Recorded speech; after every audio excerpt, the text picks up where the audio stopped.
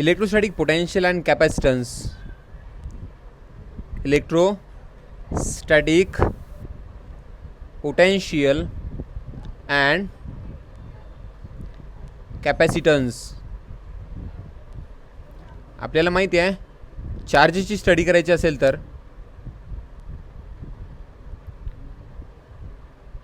Electric field आणि potential समजलं पाहिजे. इलेक्ट्रिक फील्ड म्हणजे कुठेही ठेवलेल्या क्यू एवढ्या चार्जवर एफ एवढा इलेक्ट्रिक फोर्स लागत असेल तर तिथंच ठेवलेल्या एका कुलमवर किती इलेक्ट्रिक फोर्स लागतो त्याला म्हणतात electric field. Electrostatic force per unit charge is called as electric field. तर पोटेन्शियल काय असते, इन्फिनिटीपासून क्यू एवढा चार्ज जर आणला, इन्फिनिटीपासून क्यू एवढा जर चार्ज आणला तर त्यासाठी डब्ल्यू एवढं वर्क करावं लागतं आहे. तर तेच इन्फिनिटीपासून 1 कुलम म्हणायचं असेल तर किती वर्क करावं लागते त्याला त्या पॉईंटचं पोटेन्शियल म्हणतात, इलेक्ट्रोस्टॅटिक पोटेन्शियल.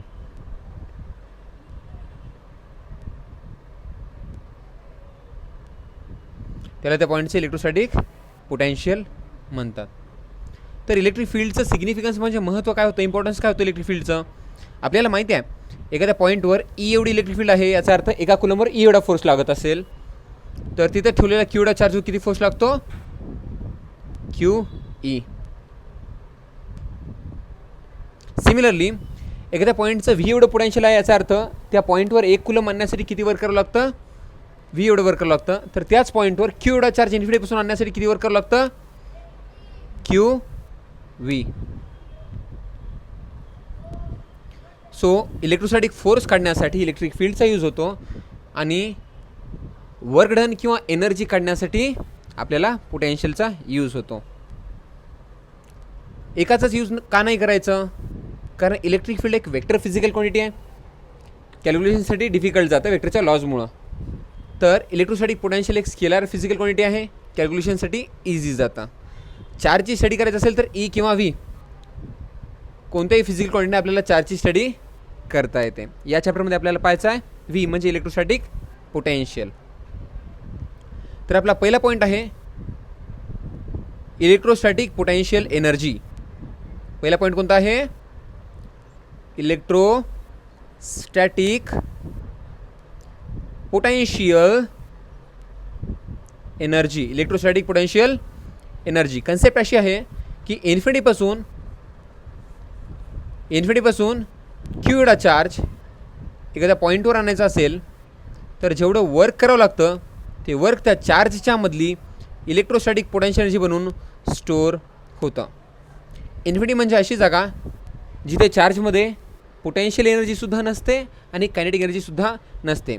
सो इन्फिनिटीवरून आपण क्यू एवढा चार्ज एखाद्या पॉईंटवर आणला, इन्फिनिटीपासून आपण क्यू एवढा चार्ज एखाद्या पॉईंटवर आणला तर जेवढं वर्क करावं लागतं तेवढं त्या चार्जच्यामध्ये पोटेन्शियल एनर्जी स्टोअर होते. As usual electrostatic potential energy unit joule आणि डायमेन्शन्स M1 L2 T-2 असते. हे एक स्केलर फिजिकल क्वांटिटी आहे आणि डिराइव्ड फिजिकल क्वांटिटी आहे. आता आपण पाहूया electrostatic potential energy due two point charge. Electrostatic potential energy due two point charge. Electrostatic potential energy due two point charge. Suppose एका पॉईंटवर कॅपिटल क्यू एवढा पॉईंट चार्ज आहे आणि त्यापासून स्मॉल आर एवढ्या डिस्टन्सवर इन्फिनिटीपासून क्यू एवढा चार्ज आणला आहे, स्मॉल क्यू एवढा चार्ज आणला आहे. जो चार्ज आपण आणत आहोत तो छोटा पॉझिटिव्ह चार्ज असतो, त्याला टेस्ट चार्जसुद्धा म्हणतात. ओके, तर इन्फिनिटीपासून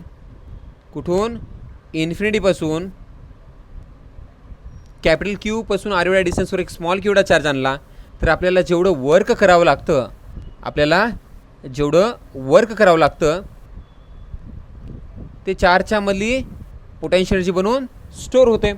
and we know for variable force W is equal to integration of F dot dr from infinity to point r. So we have integration of Coulomb's constant capital K, capital Q, small q divided by r square from infinity to point r into dr. 1 by r square integration minus 1 by r येते. So we have capital Q एवढ्या चार्जपासून R एवढ्या डिस्टन्सवर ठेवलेल्या small Q एवढ्या चार्जची potential energy, capital क्यूपासून small R एवढ्या डिस्टन्सवर ठेवलेल्या स्मॉल क्यू या चार्जची potential energy U is equal to K capital Q small Q divide by R. जर दोन्ही चार्जेस लाईक असतील, बोथ आर मायनस मायनस और बोथ आर प्लस प्लस, दोन्ही चार्जेस लाईक असतील तर electrostatic potential energy is positive, आणि दोन्ही charges जर अनलाईक असतील म्हणजे एक प्लस एक मायनस असेल तर electrostatic potential energy is negative. Okay.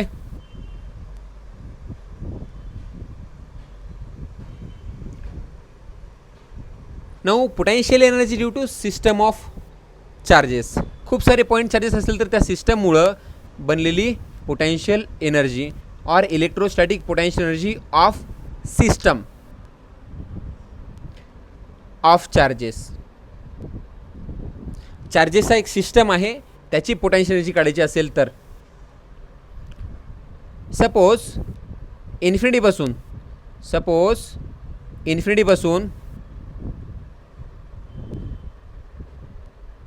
Q1 एवढा चार्ज आपण आणला, त्यासाठी किती वर्क करावं लागतं? 0. कारण ऑलरेडी तो चार्ज इन्फिनिटीलाच आहे असं कन्सिडर करता येतं, कारण त्या Q1च्या आजूबाजूला दुसरा कोणता चार्ज नाही आहे. आता काय करायचं, इन्फिनिटीपासून Q2 एवढा चार्ज आणायचा. पहिल्या चार्जपासून किती डिस्टन्सवर? R12 एवढ्या डिस्टन्सवर. आणि किती वर्क करावं लागतं? W2 is equal to K Q1 Q2 by R12. मग इन्फिनिटीपासून Q3 एवढा चार्ज आणायचा,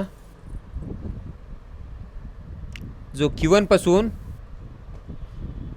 R13 डिस्टन्सवर असेल आणि Q3 पासून R23 डिस्टन्सवर असेल.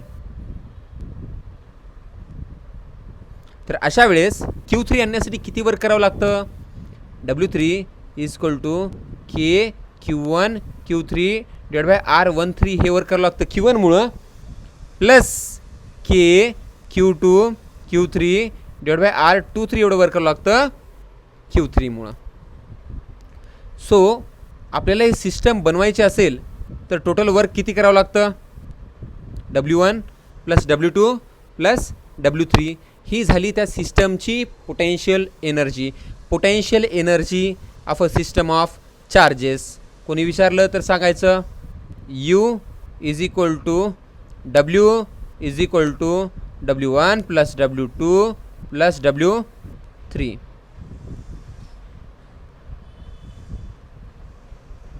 U is equal to W is equal to W1 plus W2 plus W3. This is electrostatic potential energy of system of charges.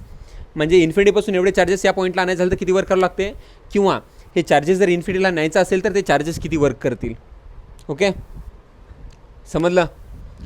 आता पुढचा point आहे electrostatic potential.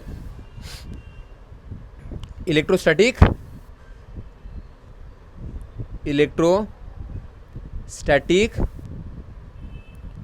Potential. Electrostatic potential. Electrostatic potential. आता इन्फिनिटीपासून एखाद्या पॉईंटवर 1 coulomb म्हणायचं असेल, इन्फिनिटीपासून एखाद्या पॉईंटवर +1 कुलम म्हणायचं असेल तर किती वर्क करावं लागतं? त्याला म्हणतात त्या पॉईंटचं इलेक्ट्रोस्टॅटिक पोटेन्शियल. कसं काढावं? सपोज आपण इन्फिनिटीपासून एखाद्या पॉईंटवर Q एवढा चार्ज आणला, त्यासाठी W एवढं वर्क करावं लागलं, तर इन्फिनिटीपासून त्या पॉईंटवर 1 कुलम आणण्यासाठी किती वर्क करावं लागतं? त्याला त्या पॉईंटचं इलेक्ट्रोस्टॅटिक पोटेन्शियल म्हणतात. Work done to move unit charge from infinity to a point is called as electrostatic potential of that point. इन्फिनिटीपासून एखाद्या पॉईंटवर 1 कुलम आणायचं असेल तर जेवढं वर्क करावं लागतं ते वर्क म्हणजे त्या पॉईंटचं इलेक्ट्रोस्टॅटिक पोटेन्शियल असतं. इन्फिनिटीपासून एखाद्या पॉईंटवर 1 कुलम म्हणायचं असेल तर जेवढं वर्क करावं लागतं ते वर्क म्हणजे त्या पॉईंटचं इलेक्ट्रोस्टॅटिक पोटेन्शियल असतं, ज्याचं युनिट काय आहे, joule per coulomb or volt म्हणतात त्याला. काय म्हणतात? So what is volt? एका कुलमच्या एनर्जीला वोल्ट म्हणतात. एका कुलममध्ये एक जूल एनर्जी असेल तर 1 वोल्ट, एका कुलममध्ये 2 जूल एनर्जी असेल तर 2 वोल्ट, एका कुलममध्ये 240 जूल एनर्जी असेल तर 240 वोल्ट.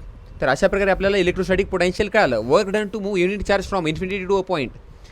इन्फिनिटीपासून एखाद्या पॉईंटवर 1 कुलम म्हणायचं असलं तर किती वर्क करावं लागतं त्याला त्या पॉईंटचं इलेक्ट्रोस्टॅटिक पोटेन्शियल असं म्हणतात. याचा युनिट आहे जूल पर कुलम. डायमेन्शन्स आहेत जूलमध्ये पर कुलमचे डायमेन्शन्स ॲड करायचे, म्हणजे M1 L2 T-2 होतं, T-3 होते आणि A-1 होते. It is a scalar physical quantity and derived physical quantity. Electrostatic potential कळालं का? आता electrostatic potential due two point charge. Electrostatic potential due two point charge. Electrostatic potential due two point charge. याचा अर्थ काय? याचा अर्थ असा आहे की कॅपिटल क्यू एवढ्या चार्जपासून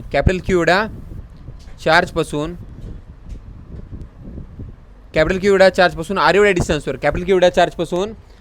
एवढ्या डिस्टन्सवर जर आपण +1 कुलम आणला, इन्फिनिटीपासून +1 कुलम आणला तर आपल्याला किती वर्क करावं लागतं ते त्या पॉईंटचं काय झालं, इलेक्ट्रोस्टॅटिक पोटेन्शियल झालं. ओके, इन्फिनिटीपासून त्या पॉईंटवर +1 कुलम आणायचं असेल तर जेवढं वर्क करावं लागतं ते त्या पॉईंटचं इलेक्ट्रोस्टॅटिक पोटेन्शियल झालं. सो आपल्याला माहिती आहे पोटेन्शियल एनर्जीचा फॉर्म्युला. त्या पोटेन्शियल एनर्जीच्या फॉर्म्युल्याच्या जागी किंवा वर्कच्या फॉर्म्युल्याच्या जागी फक्त आपल्याला काय लिहायचं आहे, V इज इक्वल टू, जर हा चार्ज पॉझिटिव्ह असेल तर प्लस आणि हा चार्ज निगेटिव्ह असेल तर minus, K capital Q into 1 divide by R. याला म्हणतात कॅपिटल Q एवढ्या चार्जपासून R एवढ्या डिस्टन्सवर +1 कुलम आणायचं असेल तर किती वर्क करावं लागतं, किंवा कॅपिटल Q एवढ्या चार्जपासून R एवढ्या डिस्टन्सवर असलेल्या एका कुलमची एनर्जी किती असते ती, capital Q divide by small r. This is nothing but potential due to point charge. Now next point is potential due to multiple point charges. Electrostatic potential due to multiple point charges. Electrostatic potential due to multiple point charges. Electrostatic potential due to multiple point charges म्हणजे suppose we have charge Q1 and Q2 and Q3. तर Q1 पासून R1 एवढ्या डिस्टन्सवर, Q2 पासून R2 एवढ्या डिस्टन्सवर आणि Q3 पासून R3 एवढ्या डिस्टन्सवर. R1 R2 and R3. Q1 पासून R1 डिस्टन्सवर, Q2 पासून R3 एवढ्या डिस्टन्सवर आणि Q1 पासून R1 डिस्टन्स आणि Q2 पासून R2 डिस्टन्स आणि Q3 पासून R3 डिस्टन्सवर. जर आपल्याला इन्फिनिटीपासून 1 कुलम आणायचं असेल, जर आपल्याला इन्फिनिटीपासून 1 कुलम आणायचं असेल तर किती वर्क करावं लागतं, किंवा त्या ठिकाणी असलेल्या एका कुलममध्ये किती एनर्जी असते, त्याला म्हणतात electrostatic potential of that point due to charge Q1, Q2 and Q3. Suppose या तिन्ही चार्जेसपैकी Q3 हा निगेटिव्ह चार्ज आहे, तर आता या पॉईंटला पोटेन्शियल किती येतं या तिन्ही चार्जेसमुळं, scalar addition V is equal to V1 plus V2 plus V3, where V1 is K Q1 by R1, V2 is K Q2 by R2 and V3 is K Q3 by R3, K Q3 by R3, but minus V3 will be negative. Okay, minus K Q3 by R3. आता आपण पाहूया potential due to dipole. Electrostatic potential V due to dipole, V due to dipole. Electrostatic potential due to dipole. What is dipole? A positive charge and equal amount of negative charge separated by constant distance 2a is called as electric dipole. डायपोलच्या दोन्ही चार्जेसमधून जाणारी line म्हणजे axis. डायपोलच्या दोन्ही चार्जेसमधून जाणारी line म्हणजे axis. आणि डायपोलला जर आपण perpendicular bisector काढलं तर त्याला म्हणायचं इक्वेटर. तर डायपोलच्या सेंटरपासून डायपोलच्या okay what is electric dipole? A positive charge and equal amount of negative charge separate by constant distance 2a is called as electric dipole. Electric डायपोलची एक प्रॉपर्टी असते त्याला डायपोल मोमेंट म्हणतात, which is equal to dipole length into charge. आपल्याला काय करायचं आहे? या इलेक्ट्रिक डायपोलचं पोटेन्शियल काढायचं आहे ॲक्सिसवर. किती डिस्टन्सवर?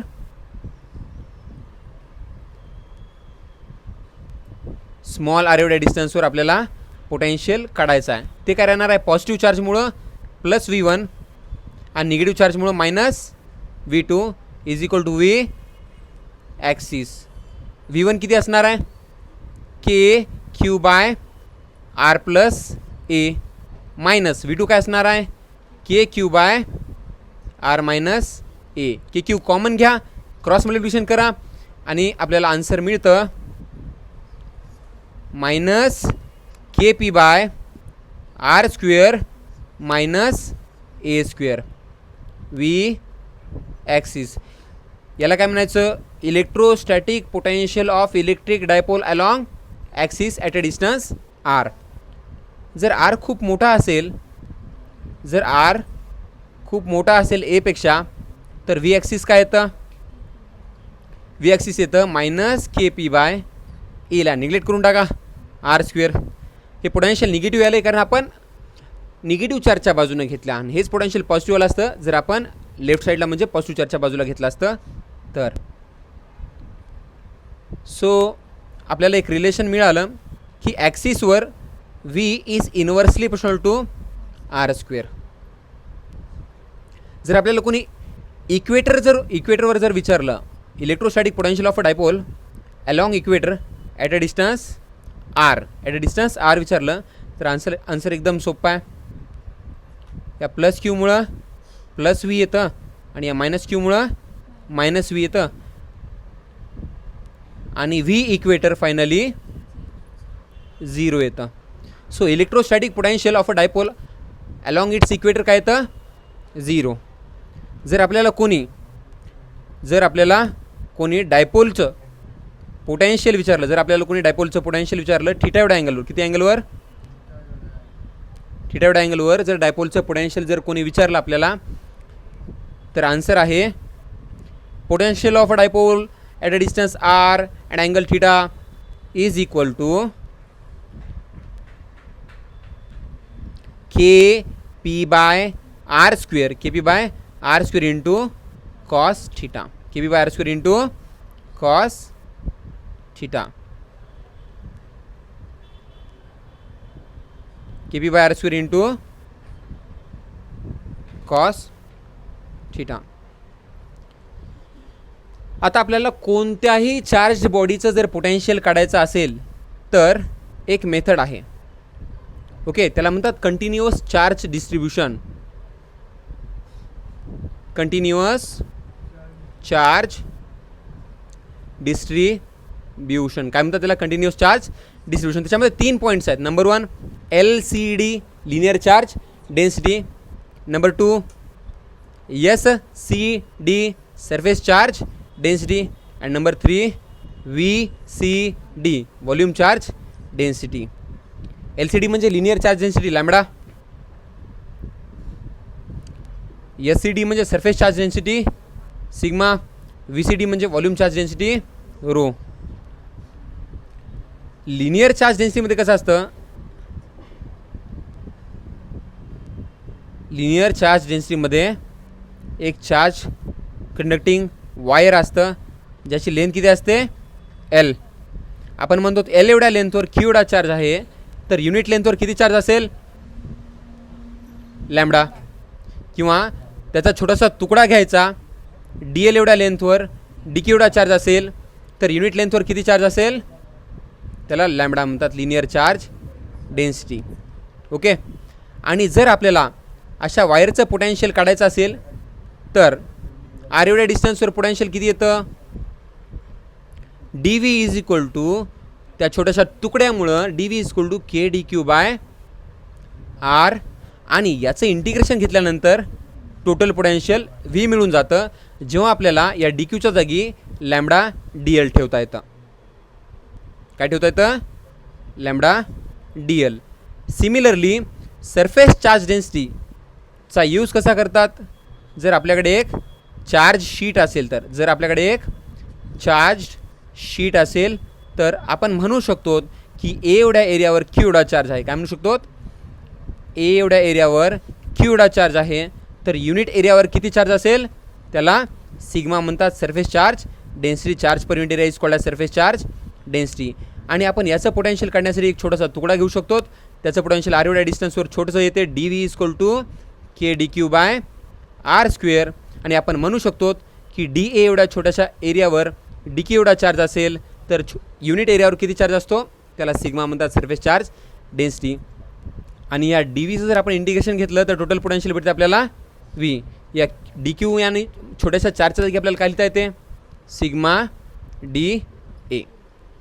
Similarly volume charge density, volume charge डेन्सिटीमध्ये समजा एखादं इन्सुलेटर आहे, कारण कंडक्टरच्या आतमध्ये तर चार्ज नसतो, कंडक्टरच्या आतमध्ये तर चार्ज नसतो. समजा एखादं इन्सुलेटर आहे, त्या इन्सुलेटरच्या आतमध्ये चार्ज भरलेला आहे, व्ही एवढ्या व्हॉल्यूममध्ये क्यू एवढा चार्ज भरलेला आहे, व्ही एवढ्या व्हॉल्यूममध्ये क्यू एवढा चार्ज भरलेला असेल, व्ही एवढ्या व्हॉल्यूममध्ये क्यू एवढा चार्ज भरलेला असेल, तर युनिट व्हॉल्यूममध्ये किती चार्ज भरलेला असतो त्याला व्हॉल्यूम चार्ज डेन्सिटी रो म्हणतात. काय म्हणतात, volume charge density rho. V एवढ्या व्हॉल्यूममध्ये क्यू एवढा चार्ज भरलेला आहे, तर युनिट व्हॉल्यूममध्ये किती चार्ज भरलेला आहे, व्हॉल्यूम चार्ज डेन्सिटी रो. आता याचं पोटेन्शियल जर काढायचं असेल तर याचा छोटासा तुकडा म्हणजे एलिमेंट घ्या आणि आर एवढ्या डिस्टन्सवर आपल्याला काय करायचं आहे त्याचं पूर्ण बॉडीचं पोटेन्शियल. तर या छोट्याशा तुकड्याचं पोटेन्शियल किती येते, D V is equal to K D Q by R square. आणि याचं जर इंटिग्रेशन घेतलं तर टोटल पोटेन्शियल किती येते व्ही. ओके. आणि आपण म्हणू शकतो डी व्ही एवढ्या छोट्याशा व्हॉल्यूममध्ये डी क्यू एवढा चार्ज असेल तर युनिट व्हॉल्यूममध्ये किती चार्ज असतो त्याला म्हणतात व्हॉल्यूम चार्ज डेन्सिटी रो. आणि आपण गरज पडल्यास या डी क्यूच्या जागी रो डी व्ही लिहू शकतो. समजलं. याच कन्सेप्टचा यूज करून आपण एका चार्ज रिंगचं पोटेन्शियल काढू शकतो त्याच्या ॲक्सिसवर. So next point is electrostatic potential due to charged ring along its axis, along its charge ring. Okay. R एवढ्या रेडियसची एक चार्ज रिंग आहे, आर एवढ्या रेडियसची एक चार्ज रिंग आहे, त्याच्यावर किती चार्ज आहे, कॅपिटल क्यू एवढा चार्ज आहे.